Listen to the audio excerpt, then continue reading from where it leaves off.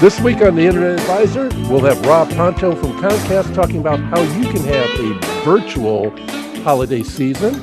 In addition to that, we'll talk about Adobe Flash. Thank God it's finally coming to an end. Amazon wants to be part of your mesh network, and also all the sort of frauds that are going on that you need to be aware about during this holiday season. Also, we'll have Mike Brennan with MI Tech News and information from the mailbag. This and so much more coming up on the Internet Advisor.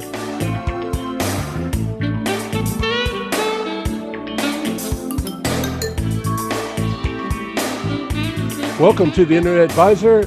We're here every week on our podcast here on internetadvisor.net and also on the Zoomcast, which you're watching right now, which means you already know where internetadvisor.net resides at. We're here with our crew every week to give you information about technology, tips and tricks on how to get in and around the internet. And our usual gang of suspects are here, starting first with Gary Baker, the original Internet advisor coming to us directly remote from the boat. How you doing, Gary? Hey, Cal. Hi, Ed. Happy to be here. Happy to be warm and happy to be here. And we're happy to have you here, and we're glad that you're warm. But speaking of warm, a man who doesn't really even care if it's ever warm inside. Let's go to Ed in the shed, our technical advisor here on the Internet Advisor. How you doing today, sir? I think I should have been the man on the street because I got the shed up to 45 degrees this morning. So wow, maybe in a couple hours I'll get it up to 55. We'll see. I found out that if you paint the word fireball on the side of the stove, it'll be much hotter. I found that if you drink a little fireball, it gets a little warmer. A little warmer. Yeah, that's where I was going with that. Well, to take it into a slightly different direction, I meant to bring this up last week, and I think it's really important that people know about it. Adobe Flash is finally going to be put to bed by Adobe, and Flash is a plugin or a part that would go into your browser that allowed you to be able to see videos and stuff like that. When Flash came out many years ago, I think it's been over 15 years ago, Macromedia was the company that made it, and it revolutionized the entire internet because it allowed us to see video and stuff like YouTube and that sort of thing. Oh, video and sound was all integrated. Yeah. But over the years, it has lots and lots and lots and lots and lots times 10 holes in it where all sorts of security breaches were in it. And it was constantly being patched. And those of you who use your computers on a regular basis probably saw those patches come up constantly. Well, with the advent of HTML5 and other ways of putting video and sound out into the browsers, Flash is finally going to go away. So Adobe's going to put it to bed as of January 2021. Well, it's the same as the Microsoft Internet Explorer is going to bed too, about the same time. So, good riddance, That's right. Well, they were great technologies that, when they came out and allowed us to insert video and other things into a web page. The problem was it also allowed the bad guys to insert things into the web page. So, Yeah, so everything has its place and time, and eventually it goes away, as they say. Speaking of inserting bad things into pages, stuff like that, Gary, you had some information in regards to bad guys inserting bad email and scams and stuff like that. Could you tell us a little bit about that? Well, just anytime there is uncertainty, like, let's say, a pandemic, people take advantage of it. Bad people take advantage of it, and they call it pandemic-induced fraud. And there's all sorts of ways that people have tried to defraud people with stories, and sometimes it's just individual, and sometimes it's going after anybody that happens to come in contact with certain things. So it's just a time to be real careful. You should always be careful, but identity fraud has risen over 11% just in the last few months, and over 70%, I think, for the year. It's it's a problem, right? Yeah. So we're talking about receiving unsolicited emails, and about pandemic or possibly where to get COVID shots, right? Or, fake news about COVID shots and the dangers therein. Or we're talking about something as simple as your Amazon packages or bills to your card for an unknown Amazon purchase, stuff like that. So unsolicited emails, unsolicited phone calls, you always got to be wary of those. And it's the typical trick, you get the email and it says, hey, click here for information on this, or touch this or go to this site for this information, or call this phone number. Don't do it. Just basically ignore it, throw it in the trash, and move on about your business. And that way you'll keep yourself safe. Yeah. And it's also hitting the health industry too. So people are receiving fake bills for video doctor appointments, as an example. And they tried clicking on it to clear it up. I didn't have a doctor's appointment that I know of. And it takes them somewhere, or it injects some sort of virus or malware on their computer, right? Or it asks them for information. Yeah, the real common one is they spoof Amazon and says, thank you for your order on Amazon. Click here to reorder. Or if you want to take and track it. Yep. And you go, wait a minute, I didn't order anything from Amazon. No, you didn't. But those are the bad guys trying to get you to click on a link, whatever it takes to click on a link and add that payload to your computer. Yeah, they are sneaky, and they will do anything to get your money or your information or both. So you want to be vigilant. You want to keep an eye out for those sort of things, and keep constantly looking at that. Speaking of the pandemic and things like that, it's been increasing, especially out in the California area, so much to the point that Apple is now going to start closing their Los Angeles stores because of the rise of the pandemic out there as well. So they're going to be on the front end of the game and say, it's time to just close them down and sit back and relax and wait until after this thing calms down, and then they'll bring it back up again. Well, it's the week before Christmas, and I spoke to my son last night, and they have 45,000 infections a day. Wow. Just to put some numbers on there, 33,000 just in Los Angeles alone. Right. So it's nuts. Absolutely. So it brings even more to the front online shopping and the value of it, and also more to the front the value of being vigilant and watching out for what's going to be coming in and out your email while you're doing that online shopping, or solicitation saying, hey, you can get this for next to nothing. We'll be back with Rob Ponto and more information here on the Internet Advisor.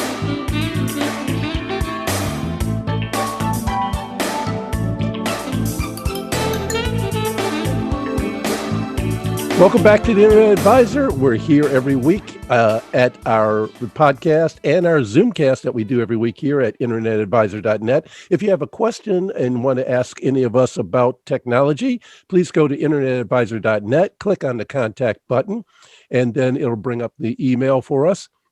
Put in as much information about the question that you have and send it off, and we'll get that answer back to you either via email, or you can see it right here on this Zoomcast at internetadvisor.net. We asked to have one of our great friends, Mr. Rob Ponto, who is with Comcast. I'll let him tell us exactly what his capacity at Comcast is. But Rob says, hey, with this pandemic going on, we've got some great ideas on how to survive through it. And so we asked Rob to come on and talk about it. So Rob, welcome to the Internet Advisor again. Good morning, gentlemen. Happy holidays. Oh, happy holidays to you, Rob. Good to see you Thank again. you. You too. Wish we were back in the studio like last year during the holidays, where everything's decked out so nicely, but it's good to be here with you virtually, like I think everyone will be during the holidays, just to stay safe. So Rob, tell us a little bit about how this virtual holiday idea that you guys have came up, and how people can be able to enjoy the holidays with their loved ones at the same time, I guess. Well, just because we have to be virtual to be safer this year and not infect loved ones potentially, it's important to know that you don't have to give up your traditions during the holidays. Just use the technology that you already have in your home to do it in a safer way. So using the iPhone or your laptop or whatever platform you like, you can spend time with your family and friends through the internet and just doing it in a safer way this year. So we came up with a few tips on how to do that, realizing that not everyone is really as techie as you guys. So we thought we put together some tips to make sure everyone can do that in a great way. Hey, Rob, is it safe to say, because, we do have listeners that unfortunately don't have the luxury of Comcast, this will work with any broadband situation. Is that correct? Absolutely. So yeah, these tips can, whatever provider you have, whatever internet provider you subscribe to, these tips can help you out to have the best holiday that you can virtually. So tip number one. Tip number one is a structured event can really help prevent technical problems. So first thing you want to do is you want to appoint someone to be the leader. This person organizes the virtual holiday. They'll start it. They'll lead it. They'll be the tech person who can help with any foibles that might happen. Usually this is the techiest person in the family. So make sure you have a leader to drive everything and to set expectations, the time limits, just so everyone knows what's going on. You also want to make sure everyone's on the same platform. So pick a platform that's easy for everyone to use. We're on Zoom right now. This is really a really easy and great platform to use. You can use FaceTime. I hear WhatsApp is a good app to use as well. And another good tip is do a quick test get together, maybe a virtual happy hour for the holidays, just to make sure everyone can handle the app, they know what they're doing, and the tech in their home is working properly. Testing ahead of time is never a bad idea. Yeah, that always works out. It's always good to do it ahead of time, because trying to fix it on the fly, first of all, it's frustrating for the technical person in themselves. But then again, everyone else is sitting around watching this one black spot on the screen and wondering why grandma's face never appears. And it gets frustration over time. Yeah, and if you're not used to using these apps, you don't want that to be your first time when you're gathering with family and friends. Something I found out is that my father is in assisted living, and so if he has technical difficulties, I talk to the people at the front desk, and they're always helping all of their residents because they're quarantined as well. And if you contact the front desk, usually you can they have a calendar there on which patients they need to see, or which residents they need to see at what times to assist them starting these applications up. So if you have family members that are in the hospital or assisted living or nursing homes, the nursing staff hopefully are more than happy to help you. Well, that's great. That's good to hear. So what's the next step in this process, Rob? Okay, so you want to consider what type of event you want to share. It could be Christmas Eve cocktails. It could be opening presents on Christmas morning, a special holiday dinner you might have, maybe even New Year's Eve. I can tell you today at our house, my daughters are still asleep right now at 9:30. That's teenagers for you. Yeah. We're gonna make sugar cookies all day in a Stolin just to give away to family and friends. So to be creative, maybe that could be something down the road. Virtually, you would have a virtual cooking class. There could be a special recipe that your family has, and maybe grandma wants to share that and impart that down to the future generations. Maybe doing a cooking demo, that could be your virtual holiday. So there's, just decide what you want to do and use the technology that you have to kind of broadcast that out to your entire family that you can't really be with, because we're trying to be safe. And the real good idea about that just dawned on me, Rob, while you were saying that. If you're using something like Zoom or some of the other platforms, it might be a good idea, especially if you're doing legacy stuff like learning grandma's recipe, is put it in record mode. That way you can record that information, save it for perpetuity or whatever that word is, and then you'd be able to pass that on, and you'd have the recipe exactly the way as grandma would do it. Because grandma may say put in a little salt, but she just does a pinch as opposed to a whole tablespoon, and you know all those talents. And grandma's going to turn her back and not tell you exactly what she puts in there. She ain't going to show you. I know that. What other things would we like to do to make this virtual holiday a success, Rob? Well, a good one here is, we're talking about the kitchen. You want to check your Wi-Fi signal strength in the room where you're going to be spending most of your time. So if you're in the kitchen, you got to be conscious of granite countertops, of stainless steel appliances, microwave ovens. Other devices in the kitchen like that can give you Wi-Fi dead zones. So you want to make sure that you go in there and test things out before you start your virtual holiday.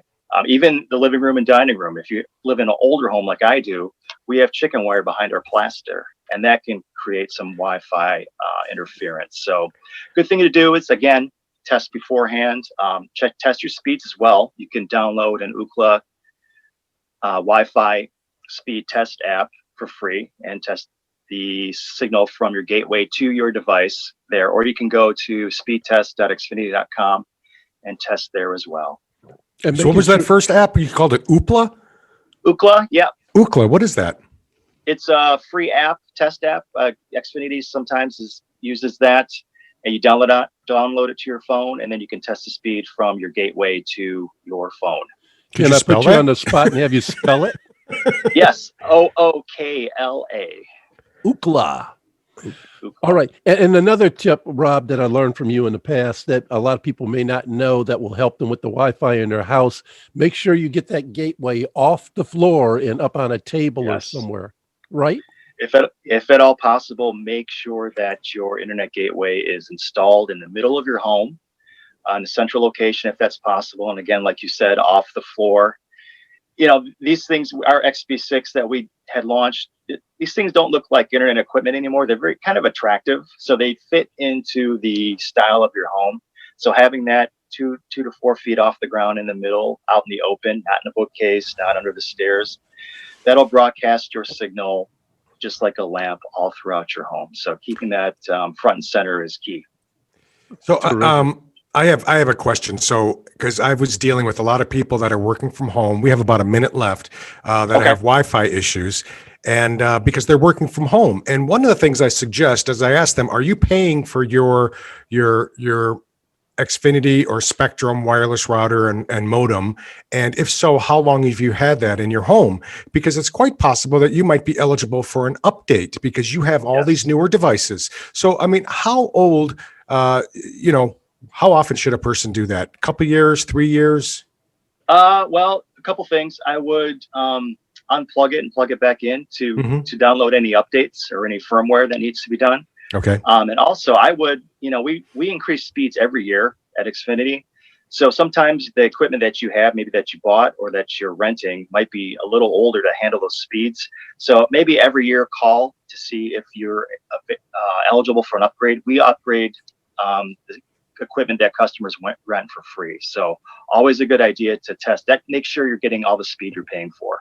Excellent. Rob Ponto, thanks so much for being with us and bringing us those tips on a virtual holiday. We appreciate you. Rob Ponto again from Comcast here in the Metro Detroit area. Thanks so much. Have a happy holiday, sir. Hey, happy holidays to you guys. Thank you so much. And we'll be back in a little bit with more of the Internet Advisor.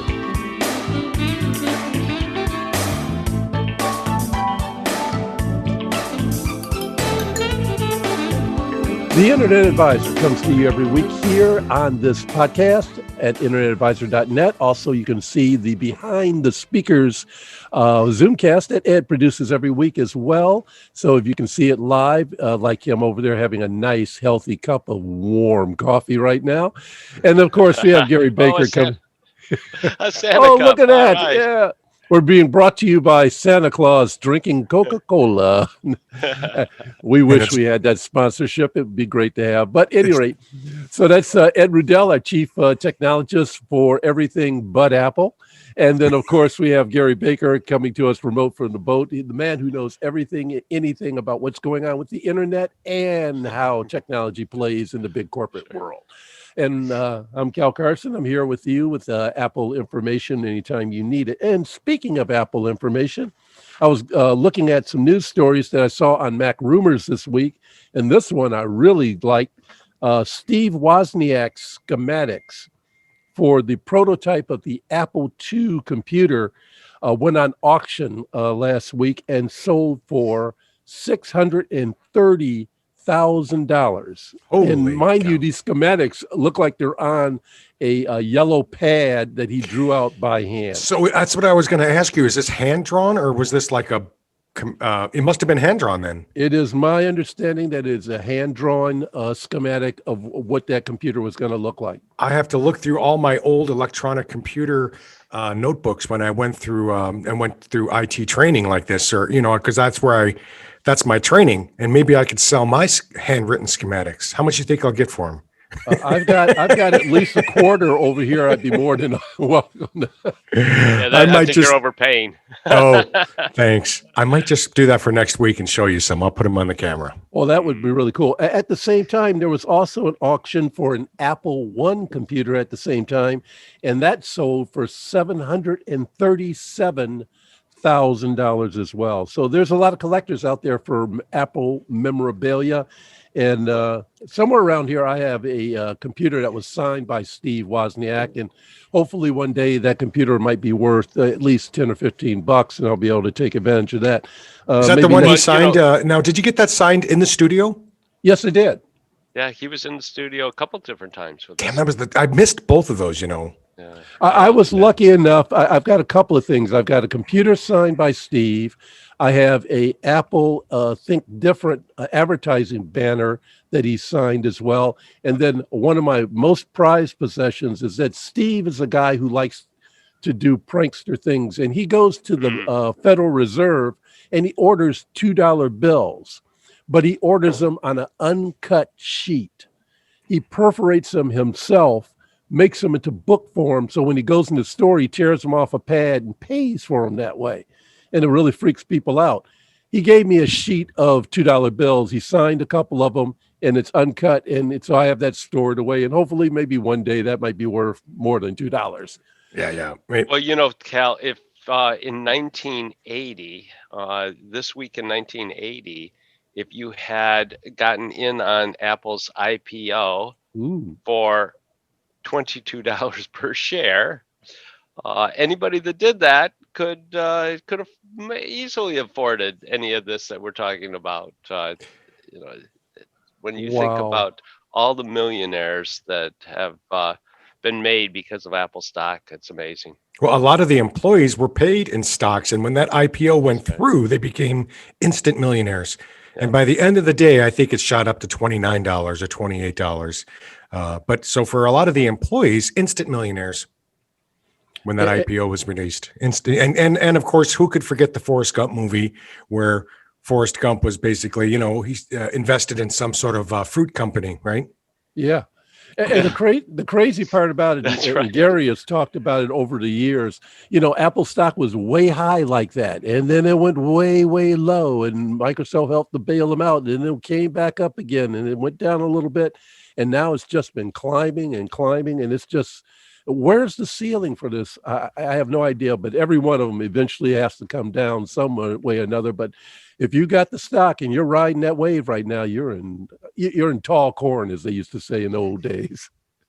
So one of the things that happened this week is Microsoft, Apple released their own processor for their iPads and their computers, right? Yep. And soon for their desktops and laptops. Microsoft's also considering doing the same thing, and because both of these companies relied on Intel, and it's not that there's a stranglehold that Intel's providing them, but they're developing their own chipsets to get out from underneath the paying all the royalties and everything like that to Intel, right? And the other thing that they wanted to get away with Intel from was they would develop ideas or want to do certain things that they would have to have a certain type of processor to do it with. And Intel's schedule for developing those processors did not agree with their schedule. So they wanted to be able to control that. And so that's part of the reason why they're starting to develop their own chips. Yeah, interesting. And so first they're going to release these with their Microsoft Surface platform and their cloud-based server platform. I thought it was very interesting. Surprised I didn't think of it myself. I guess that's why they're paid the big bucks and I'm not. Another thing that happened in the news this week was Google went down again for the second straight week, this time affecting not only their mail, news, YouTube, and cloud-based services like Google Drive and Docs, went down for 45 minutes. And second time in 2 weeks. So they promised an investigation. And I believe what they said is Google's going through some upgrades right now. And in the back back end or background, they're updating their user ID services.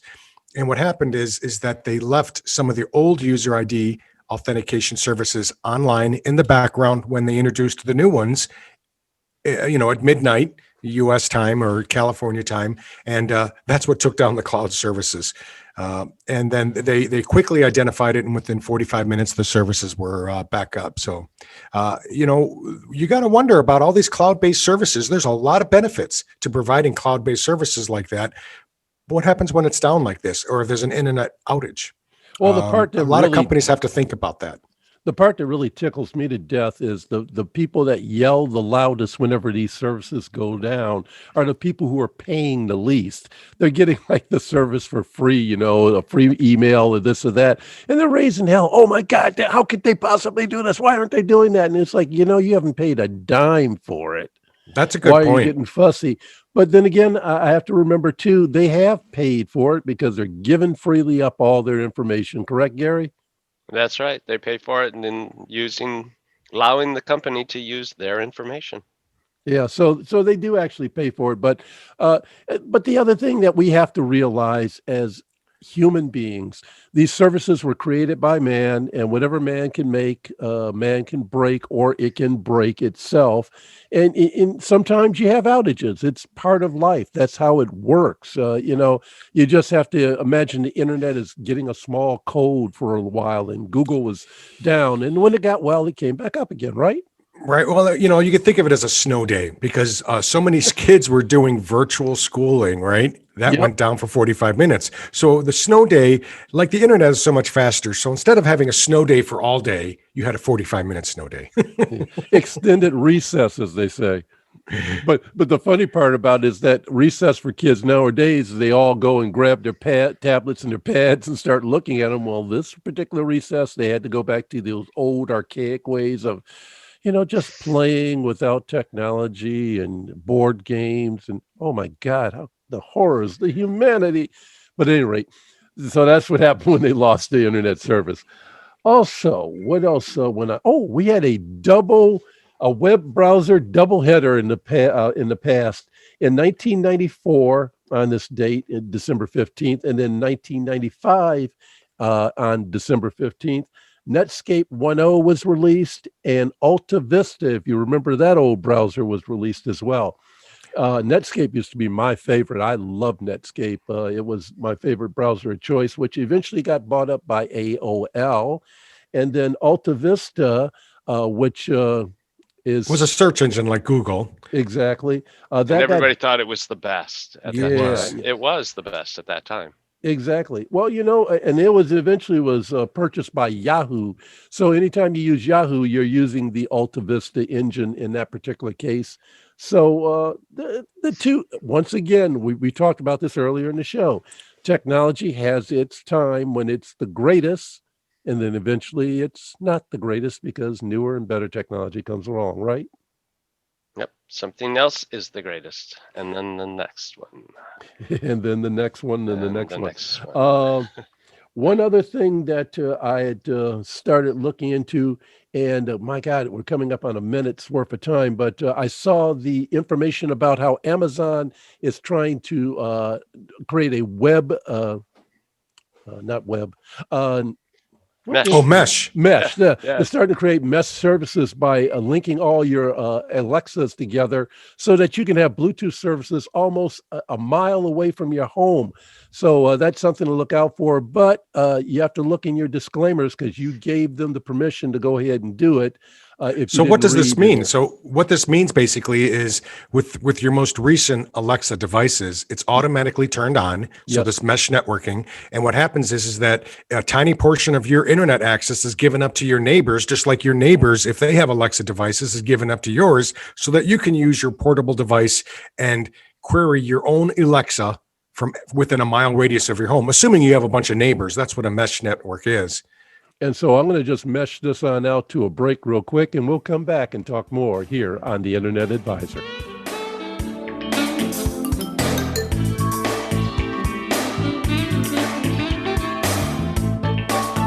Welcome back to the Internet Advisor, and once again, it's that time of the year. It's that time of the week when we go to our source in Michigan for all information in and about the Internet and more focused on the great state of Michigan. The man who's in charge of MI Tech News, the guy we depend on every week, Mike Brennan with MI Tech News. Ho, ho, ho, Santa. Ho, ho, ho.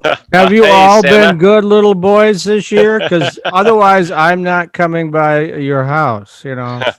Well, this particular year, you don't have to come by Santa. Just send it via online. Yes. His name is Jeff Bezos, right? You know, so. You know, I have a feeling. I have a feeling that there's going to be a lot of people that are going to be getting basically cards that says "on the way." Oh, There's going to be so many late deliveries. Oh, without a doubt. I was just in the post office and I was just sending priority mail on Thursday to relatives in Michigan. And the guy behind the counter said to me, "I'm not sure I can guarantee they'll arrive by Christmas." And I go, "It's priority mail. It's supposed to be 2 to 3 days." And he goes, "Not this year." You know, so. Wow. And yet you're paying for it. Oh, yes. That's what I was going to say. It sounds like fraud to me then, you know. Yeah. So. It's the best priority you can get under the conditions that we have. And speaking conditions that we have, I know that we always depend on Gary and you to give us information about what's going on with MI Tech News. So, gentlemen, what is going on this week with MI Tech News? Well, you know, Mike has highlighted this, I think, every single year that I've looked at My Tech News, and that's, the Michigan Made in Michigan gift guide. And you do that again this year. Yeah, Pure Michigan has on, if you go to my website, it has the links, mitechnews.com. And so if you want to really help Michigan companies, it's a wide variety of stuff. I mean, it's not only products and services, but you can like book travel within Michigan, like a gift coupon kind of thing. So you buy it now, you give it to somebody, and then of course when they get their vaccination or whatever happens in 2021, they can use that to go to a resort in Michigan or wherever, you know, do some fun things. But there's a lot of stuff there. And it's all Michigan made. And right now, I mean, we were just kidding about Jeff Bezos. He doesn't need any more money. He's worth $200 billion. But there's a whole lot of Michigan businesses out there that are really struggling right now. And they really need your business. So if you're still looking to shop, I would definitely check that out. Yeah, thank you. Oh, That's a great gift guide too, and I really enjoyed it. And to see what all gifts are, there's so many gifts that are made here, and so many good companies making them. Right. You mentioned vaccination. There's a vaccine dashboard that the state's putting up. Yeah, it's the Michigan Department of Health and Human Services. Again, that link is on my website. You can click on it. They've prioritized.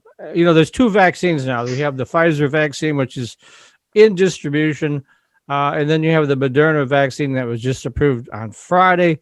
And then in its case, it's going to be a lot more shots than the Pfizer one. So it's coming.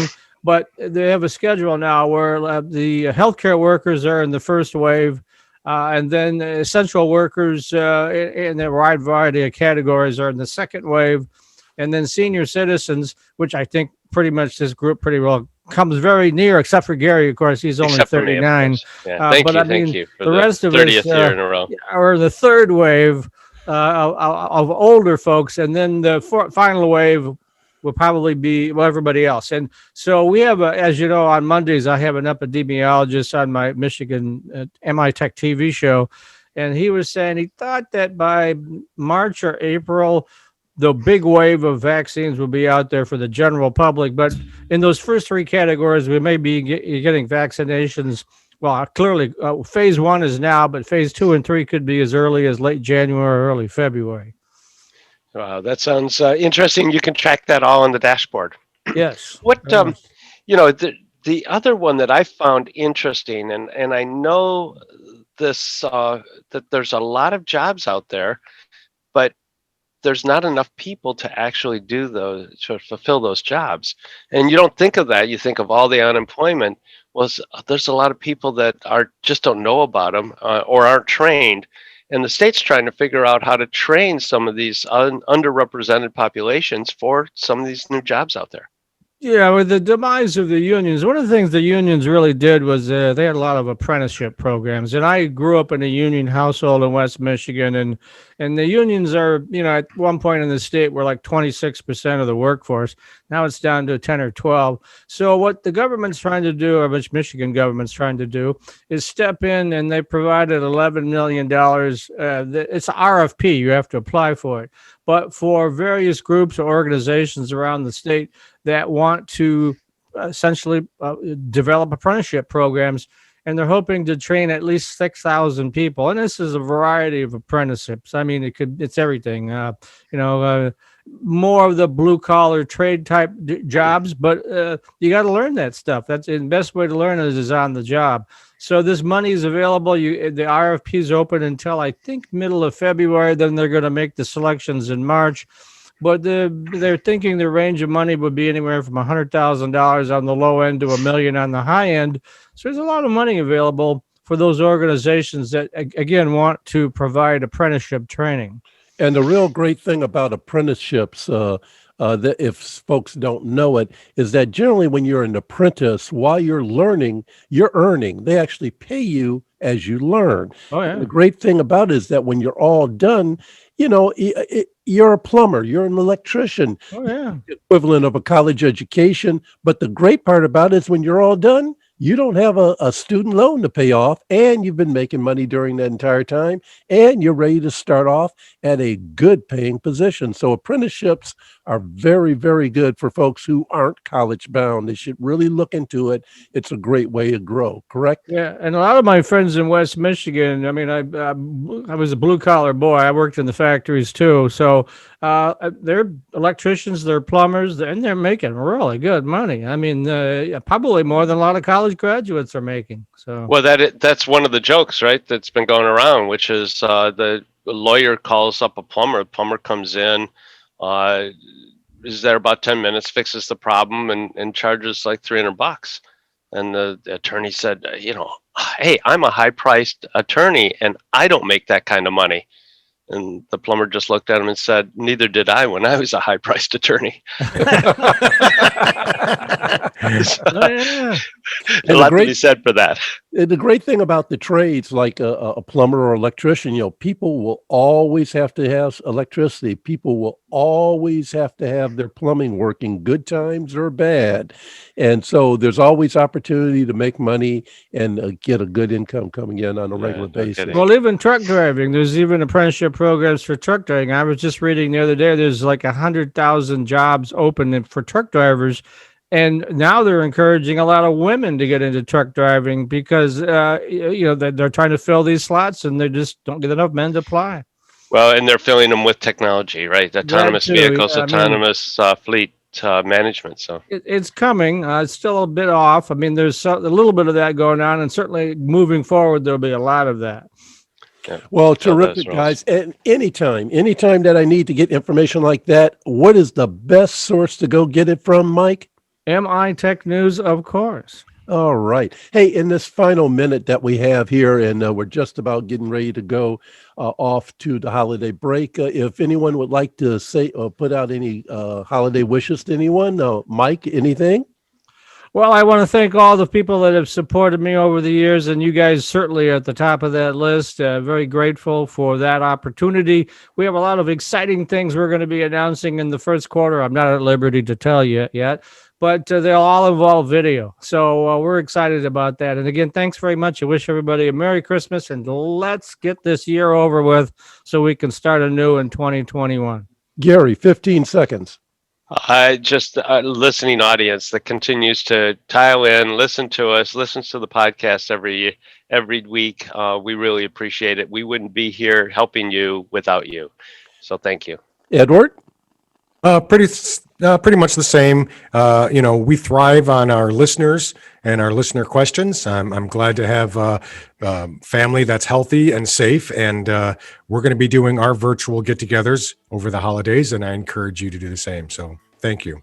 I'll just echo all the things that all three of the guys said, and hopefully everyone will have a happy holiday. See you next time on the Internet Advisor.